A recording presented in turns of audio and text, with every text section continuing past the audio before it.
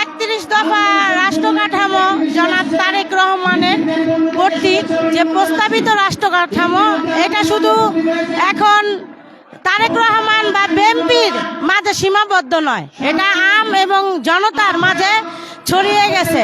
কারণ 31 দফার যেই মূল যে রাষ্ট্র কাঠামোর যে প্রতিটা আপনার লেখা বা প্রতিটা বাস্তবায়ন, যে একটা রাষ্ট্রকে কিভাবে সুন্দর করে একটা সুন্দর রাষ্ট্র উপহার দিতে পারে, প্রতিটা কথাই ওই 31 দফার ভিতরে আছে।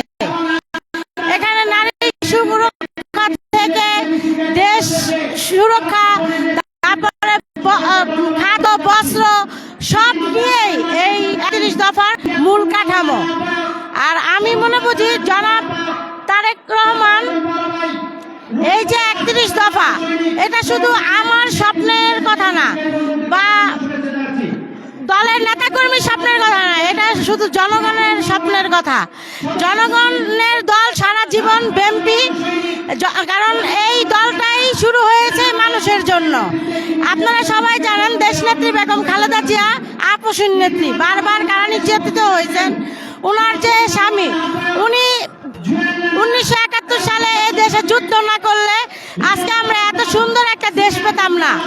তাই এই দলটাই হচ্ছে মানুষের দল, তাই জনগণের কথাই তারা সবসময় ভাবে।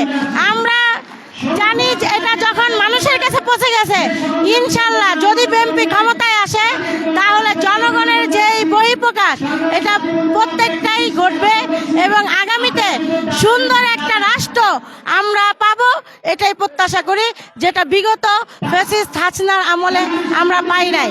কারণ আপনারা অনেকেই জানেন যে আমাদের যে নেতাকর্মীরা বিগত 17টা বছর জেল, খুন, হত্যা মামলা কেউ করতে পারে নাই। অনেকের বাবা মারা গেছে, তারা কিন্তু লাশ জানাজা দিতে পারে নাই। তাদের ভিতরে কিন্তু জনগণের যে একটা মূলনীতি, অত আওয়ামী লীগের বাইরে কেউ তার মতামত বহিঃপ্রকাশ করতে পারবে না।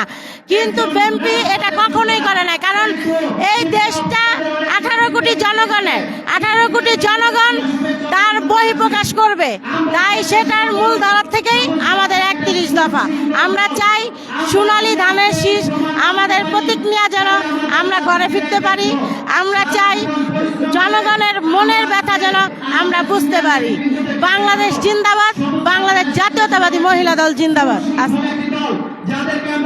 দর্শক, কথা বলছিলাম মহিলা নেত্রীর কাছে।